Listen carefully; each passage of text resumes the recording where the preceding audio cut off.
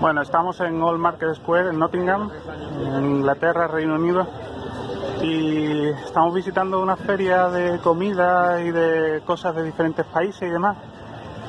Y para nuestra desgracia nos hemos tenido que encontrar con este puesto, que es un insulto, no solamente a todos los catalanes que se sienten españoles, sino también a todos los españoles. Con una bandera estrellada, vendiendo paellas, poniendo la palabra Spanish tachado, poniendo Valencia como si fuera parte de Cataluña, Benidorm también, la sangría te la venden como si fuera un producto catalán. Y esto es un insulto para todos los españoles y para todos los catalanes que se sienten españoles. Y no podemos permitir este tipo de cosas. O sea, esto debería, el gobierno o alguien debería hacer algo. Porque lo que no puede ser es que tengamos que defendernos nosotros mismos y el gobierno no haga nada por defender a los españoles.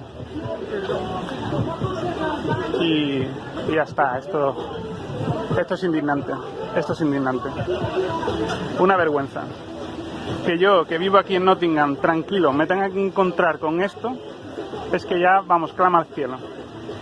Y lo he tenido que grabar para que quede constancia y para que en España sepan lo que esta gente está haciendo.